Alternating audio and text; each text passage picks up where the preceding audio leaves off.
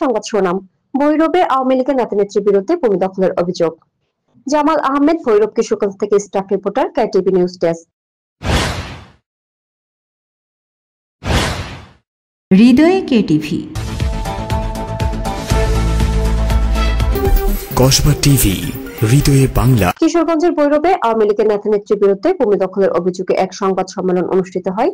বৃহস্পতিবার সকাল 11:30টায় Bhairab press club মিলনায়তনে স্থানীয় রফিকুল ইসলাম নামে এক ব্যক্তি সংবাদ সম্মেলনে এই অভিযোগ করেন।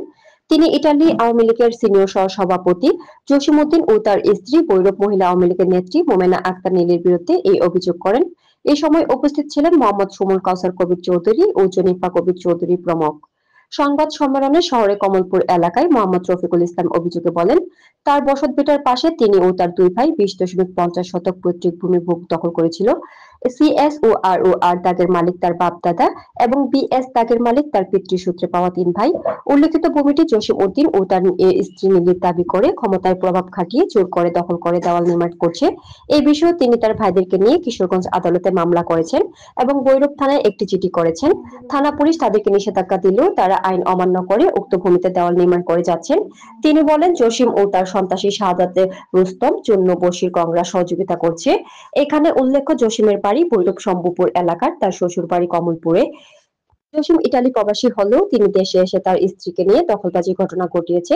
অভিযোগকারী রফিকুল এই বিষয়ে প্রতিকার চান। কমলপুর এলাকায় সুমন নামে আরো এক ব্যক্তি বলেন, তিনি জসিমের শলকের কাছ থেকে 4 শতক ভূমি ক্রয় করেছেন। এই ভূমিও তারা দখল করে দেওয়াল নির্মাণ করছেন। পুলিশের বাধা তারা মানছেন না। তারা দুজনেই অত্যাচার জুলুম থেকে রেহাই পেতে আইনের সুদৃষ্টি কামনা করছেন। বলেন। আসসালামু আলাইকুম, আমার প্রিয় শ্রদ্ধাভাজন সাংবাদিকবৃন্দ। আজকের সাংবাদিক সম্মেলন কি জন্য করা হচ্ছে সেটা রফিক ভাই বলে গেছে তার বক্তব্যে।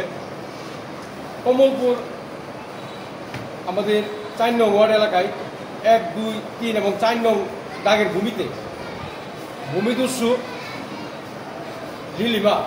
লিলিমা গং কর্তৃক যে অবৈধ দখল, দীর্ঘদিন যাবৎ উনি এখানে অবৈধ দখল এবং তাদেরকে প্রাণনাশের হুমকি সহ আমাদের গরিবের নেতৃবৃন্দের মাধ্যমে একটা বড় একটা দরবার হয়েছিল জায়গাটা নিয়ে। ওনাদেরকে 1 মাসের সময় দেওয়া হয়েছিল যাবতীয় ডকুমেন্ট কাগজপত্র নিয়ে।